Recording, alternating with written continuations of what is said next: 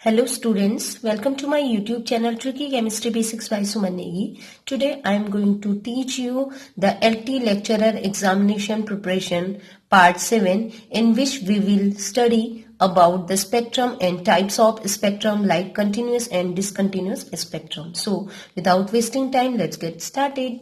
तो हम पढ़ने जा रहे हैं स्पेक्ट्रम के बारे में। इससे पहले जो सीरीज थी उसमें स्पेक्ट्रम का एक इलेक्ट्रोमैग्नेटिक रेडिएशन और इलेक्ट्रोमैग्नेटिक स्पेक्ट्रम मैंने आपको बता दिया था।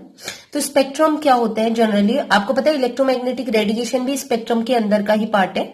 तो स्पेक्ट्रम क्या होता है? स्पेक्ट्रम होता है अलग अलग वेवलेंथ की लाइट। आपको पता था माइक्रोवेव, IR, ठीक है, और visible, UV, x ray, gamma ray, cosmic ray, इन सभी का एक साथ अगर बढ़ते हुए इंक्रीजिंग ऑर्डर में या डिक्रीजिंग ऑर्डर में, बढ़ते हुए क्रम में या फिर घटते हुए क्रम में इनको एक डायग्राम में शो करते हैं तो ये कहलाता है एक स्पेक्ट्रम। तो इसीलिए सिंपल सी डेफिनेशन है, स्पेक्ट्रम एक एरे है, एरे ऑफ लाइट, ठीक है, लाइट का एक एरे, एक डायग्राम, एक चार्ट है जिसमें क्या होता है अलग अलग वेवलेंथ की लाइट को या तो इंक्रीजिंग ऑर्डर में या फिर डिक्रीजिंग ऑर्डर में लगाई रहते हैं। अब है types of spectrum. Spectrum are of two type, one is emission spectra and another one is absorption spectra. Emission spectra is also known as utsarjan spectra and absorption spectra is known as avshoshan spectra. Emission spectra is further divided into two categories, and one name is continuous spectrum and another is discontinuous spectrum. Learn it carefully. The example of discontinuous spectrum is band spectrum and line spectrum. One of the most important point जो मैं आपको बताना चाह रही हूँ वो ये है कि जो स्पेक्ट्रम होते हैं, अब आप कहेंगे कि ये मैं थ्योरी क्यों पढ़ा रही हूँ, तो मे बी क्वेश्चन ये आ जाए कि line spectrum is a example of absorption spectra या एमिशन स्पेक्ट्रा, तो यहां पर आप कंफ्यूज हो जाएंगे। या फिर band spectrum is a example of absorption spectra या एमिशन स्पेक्ट्रा। इसके अलावा भी बहुत सी चीजें मैं अंदर आपको बताने वाली हूं तो जो डाउटफुल रहती हैं, इसलिए जब आप थ्योरी पढ़ेंगे डिटेल अच्छे से तभी आप कोई भी क्वेश्चन अच्छे से लगा पाएंगे। तो अब हम सभी स्पेक्ट्रम को एक एक करके पढ़ेंगे। तो सबसे पहला स्पेक्ट्रम जो हम पढ़ने जा रहे हैं वो है एमिशन स्पेक्ट्रा, जिसे हिंदी में कहते हैं उत्सर्जन स्पेक्ट्रम। बहुत ही सिंपल है ये। देखिए आपको पता है ग्राउंड स्टेट होती है आद्यावस्था जी के कहते हैं, इसके अलावा इससे ऊपर सारी एक्साइटेड स्टेट होती है उत्तेजित अवस्था। ग्राउंड स्टेट किसी भी मॉलिक्यूल की वो स्टेट होती है जब उसकी मिनिमम एनर्जी होती है। ऐसा कोई क्वेश्चन आ सकता है जब कोई मॉलिक्यूल अपनी मिनिमम एनर्जी में है, ठीक है, लोवेस्ट एनर्जी स्टेट में है, तो उस स्टेट को क्या कहते हैं? जब कोई भी मॉलिक्यूल, एटम, आयन अपनी लोवेस्ट एनर्जी स्टेट में है, न्यूनतम ऊर्जा स्तर में है, तो वो न्यूनतम ऊर्जा स्तर कहलाता है GS, ग्राउंड स्टेट या आद्य अवस्था, ठीक है। तो होता क्या है, अब कोई मॉलिक्यूल यहां पर बैठा हुआ है, उसकी एनर्जी बहुत ही कम है, तो उसको एनर्जी हम दे रहे हैं थ्रू हीट से हमने एनर्जी दी, हीट किया तो उस मॉलिक्यूल को एनर्जी मिली और वो मॉलिक्यूल ने वाइब्रेशन शुरू किया, या वाइब्रेशन मतलब कंपन शुरू किया या रोटेशन शुरू किया, ठीक है। तो ऐसा करने पर जब वो वाइब्रेट करता है या फिर सॉरी या फिर वो रोटेट करता है, रोटेशन शो करता है, घूर्णन शो करता है, तो वो एक स्टेट से दूसरे स्टेट में जाता है। तो वो ऊर्जा ग्रहण करके या तो फर्स्ट एक्साइटेड स्टेट में जाएगा, सेकंड एक्साइटेड स्टेट में जाएगा, थर्ड में, ऐसे बहुत सी एक्साइटेड स्टेट होते हैं। जितनी ऊर्जा ग्रहण करेगा उतना ऊपर जाएगा।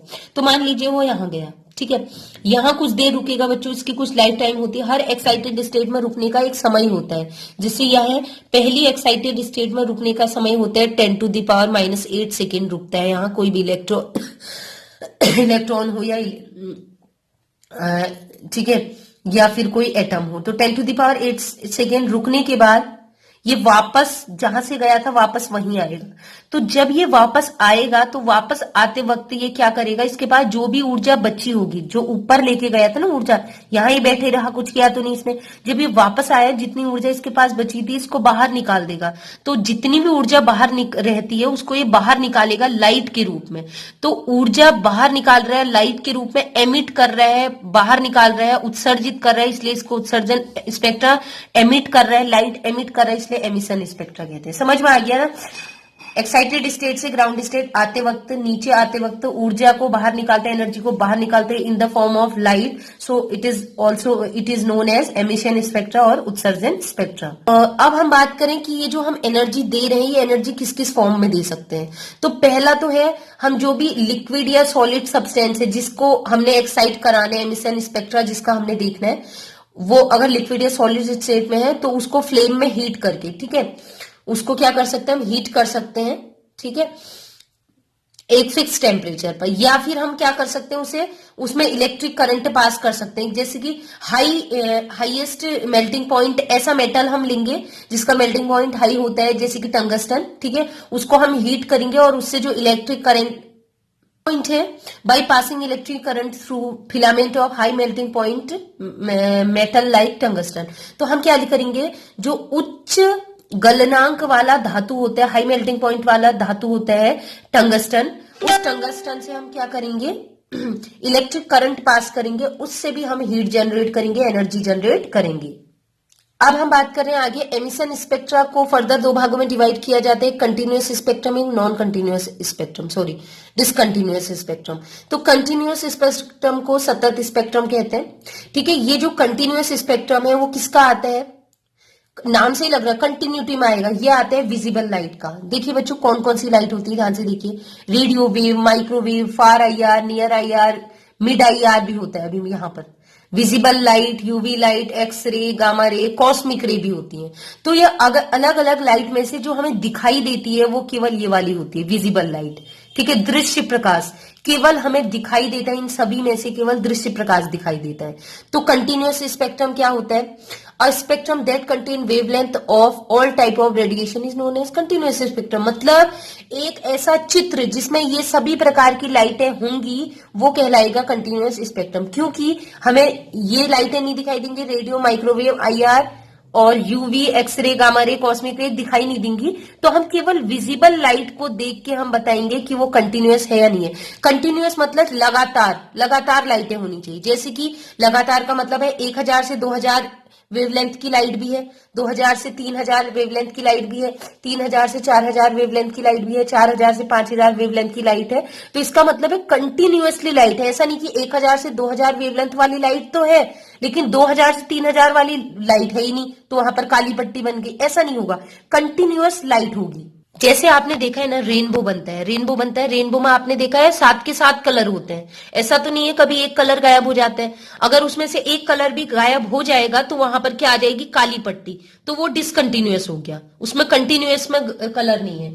लेकिन अगर उस रेनबो में 7 के 7 कलर हैं, सारे कलर उपस्थित हैं, दृश्य प्रकाश, विजिबल लाइट के जो सारे कलर हैं, 7 कलर्स, तो हम उसे कहेंगे कंटिन्यूअस स्पेक्ट्रम। लाइट, हम लाइट की एक नैरो बीम, एक पतली बीम है ना, किरण पुंज डालते हैं एक निकोल प्रिज्म से, तो निकोल प्रिज्म से टकराते ही ये जो प्रकाश है, श्वेत प्रकाश, ये 7 भागों में टूट जाएगा, विबग्योर।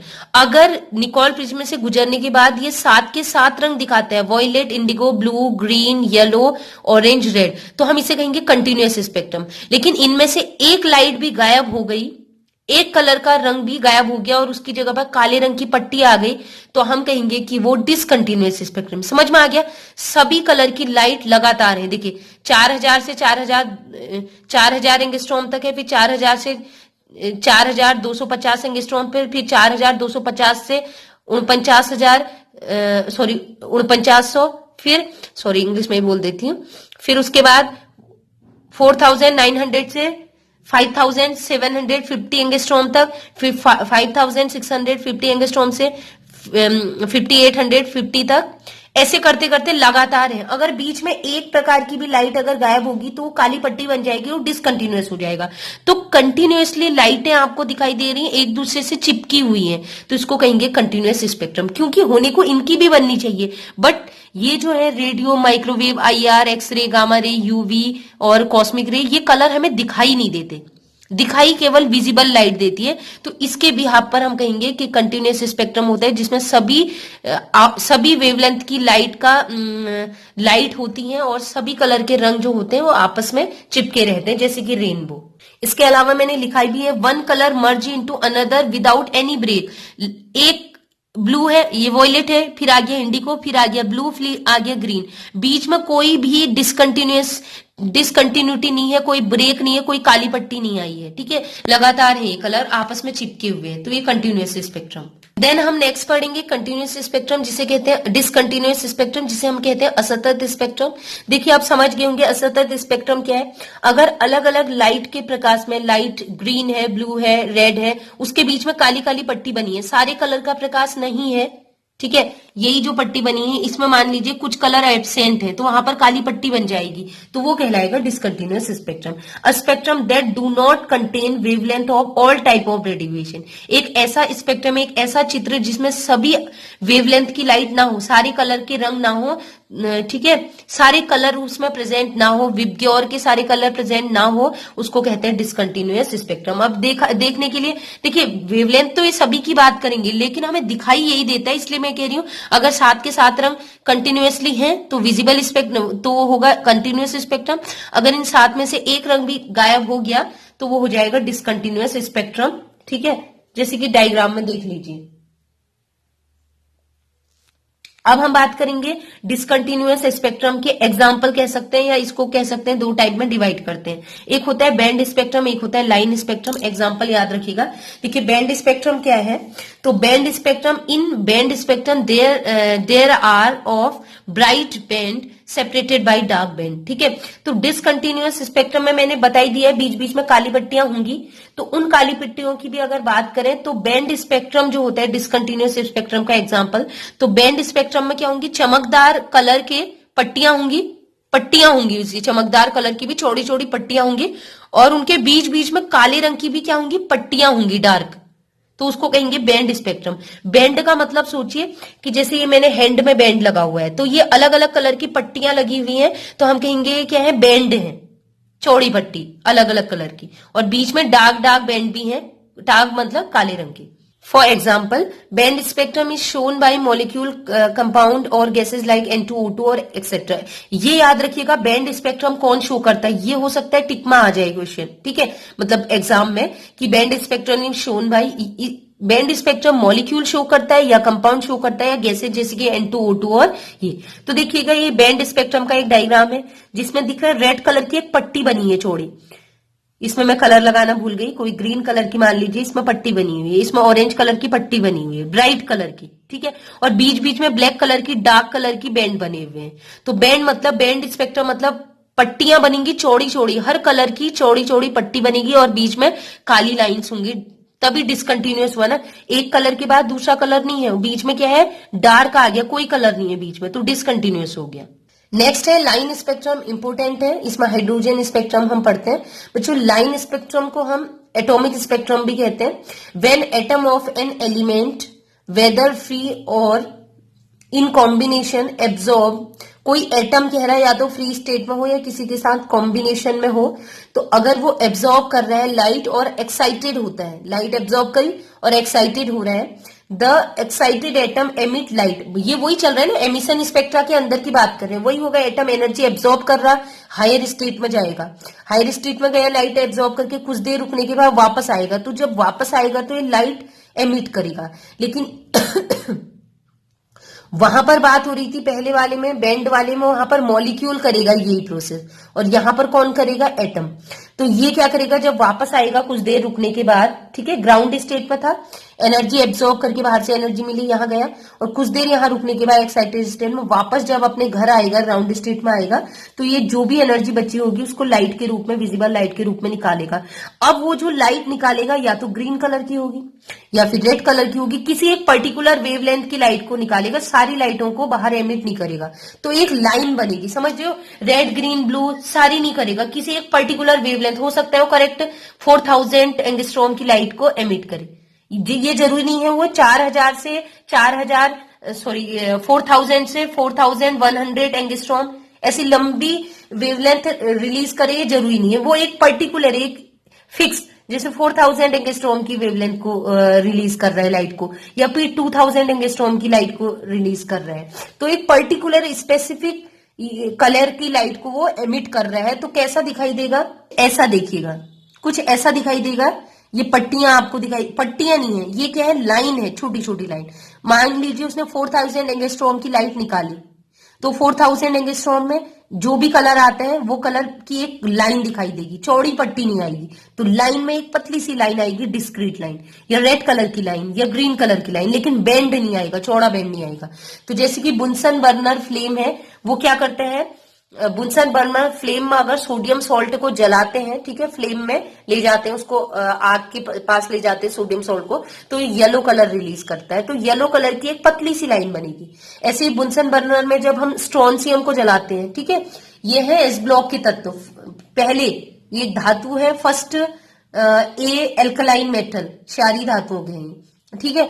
तो ये इसको जब हम बुनसन बर्नर में फ्लेम में, सॉरी FLAME फ्लेम में जलाते हैं, तो ये रेड कलर का फ्लेम देता है। किस कलर का ज्वाला जलती है, रेड कलर की। तो ऐसे करके पतली सी लाइन आ जाएगी रेड कलर की, तो एक पर्टिकुलर वेवलेंथ की लाइट शो करता है, जो कि एक पतली सी लाइन के रूप में दिखाई देता है। बस ऐसे ध्यान रखें, देखिए रेड कलर में भी हो सकता है, जैसे देखो मैं बता रही हूँ, रेड की जो अभी हमने बताया था वेवलेंथ, वो होती है कितने से कितने, 6500 एंगस्ट्रॉम से होती है 7500 एंगस्ट्रॉम में। तो यहां से लेके यहां तक की पूरी वेवलेंथ ये रिलीज कर रहा है, जो भी ये कंपाउंड होगा। तो ये चौड़ी सी 6500 पर भी रेड बनाएगा, 6501 पे भी ये रेड कलर बनाएगा, 6502 पे, 10 पे, जो भी है 7500 तक ये रेड कलर देगा। लेकिन मैं ये कह रही हूं, जब हम इसकी बात कर रहे हैं लाइन स्पेक्ट्रम की, तो ये पर्टिकुलर एक ही देगा। मान लीजिए अगर वो कर रहा है 6510, केवल एक वेवलेंथ की लाइट उसने रिलीज की, तो जो जैसा भी रेड कलर आ रहा, हल्का डार्क, वो एक पतली सी लाइन बन जाएगी जो दिखाई दे रही है। आई होप आपको समझ में आ गया हो। फॉर एग्जाम्पल हाइड्रोजन स्पेक्ट्रम, ये आ सकता है कि ये बैंड स्पेक्ट्रम है कि लाइन स्पेक्ट्रम है। तो हाइड्रोजन स्पेक्ट्रम जो हम पढ़ते हैं, ये एक लाइन स्पेक्ट्रम है, जो कि दिया था नील्स बोर ने, ठीक है। हाइड्रोजन स्पेक्ट्रम एक लाइन स्पेक्ट्रम है। तो इसमें क्या होता है, ठीक है, एक फिलामेंट है, इसको सॉरी ये हाइड्रोजन डिस्चार्ज ट्यूब है, यहां से हाइड्रोजन गैस निकल रही है, ये स्लिट से हम पास करेंगे ताकि एक पतली सी बीम निकले, ठीक है। अब हम क्या करेंगे, इसको स्लिट से गुजारने के बाद एक लेंस से टकराएंगे, टकराने के बाद यहां पर लगा देंगे निकोल प्रिज्म। तो निकोल प्रिज्म से टकराने के बाद ये क्या हुआ, अलग अलग कलर्स में टूट गया। तो ये कौन कौन से कलर्स कितने कितने वेवलेंथ की लाइट देता है, एक तो ये लाइट देता है 6563 एंगस्ट्रॉम की। तो ये किस कलर का होगा, तो हम उसमें से मैच कर लेते हैं। एक बार आप खुद मिला लीजिए, 6563 एंगस्ट्रॉम की इसने एक वेवलेंथ निकाली, तो 6563 किसका होता है, ढूंढो यहाँ, 6563। तो रेड कलर, यहां से यहां तक रेड कलर होता है, नहीं तो पूरी यहां से यहां तक पूरी वेवलेंथ रिलीज करता है, लेकिन ये पर्टिकुलर एक रिलीज कर रहा है, केवल एक वेवलेंथ। तो एक पतली सी लाइन बन जाएगी इसकी। ऐसे 4861, ढूंढो 4861,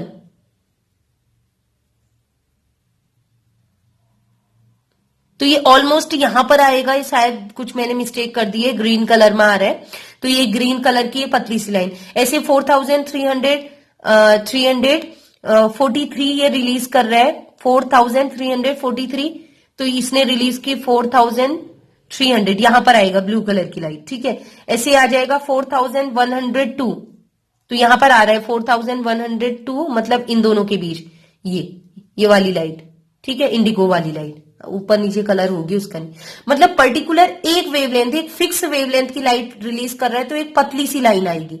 अगर 1 से लेके 10 तक, 1 से लेके 20 तक रिलीज करेगा तो चौड़ा बैंड बनेगा, वो बैंड स्पेक्ट्रम है। और पर्टिकुलर 1 एंगस्ट्रॉम की लाइट, 2 एंगस्ट्रॉम की लाइट, 10 एंगस्ट्रॉम की लाइट रिलीज कर रहा है, तो एक पर्टिकुलर पतली सी लाइन आएगी। तो आई होप अब अच्छे से समझ में आ गया हूं। एक्चुअल में ये कॉन्सेप्ट ऐसे है कि ये प्रैक्टिकली समझे जाने चाहिए, बट इंस्ट्रूमेंट नहीं होते इंडिया में। तो आपको पता है कि हम लोग खुद ही बुक्स में ही खुद ही साइंटिस्ट बन जाते हैं। तो आप इसको ऐसे समझिए, मैंने कोशिश की है कि आपको समझ में आ जाए। और लास्ट टॉपिक है हमारा absorption spectrum, absorption spectra, the spectrum which is obtained due to absorption of radiation of specific wavelength is known as absorption spectrum। बहुत आसान है, कोई एटम है, ठीक है, कोई एटम है, उसके अंदर जो इलेक्ट्रॉन है, ठीक है, वो ग्राउंड स्टेट में है। अब उसको बाहर से हमने एनर्जी दी, एनर्जी दे के वो ऊपर चला गया एक्साइटेड स्टेट में, या तो यहां चला गया या फिर यहां चला गया, यहां चला गया, किसी भी एक्साइटेड स्टेट में जाएगा। जितनी ज्यादा ऊर्जा देंगे उतने ऊपर जाएगा।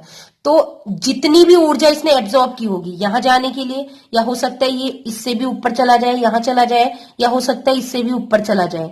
तो यहां से यहां जाने के लिए जितनी ऊर्जा ये एब्जॉर्ब करेगा, जितना एनर्जी एब्जॉर्ब करेगा, उसका हम स्पेक्ट्रम देखेंगे, वो एब्जॉर्प्शन स्पेक्ट्रम कहलाएगा।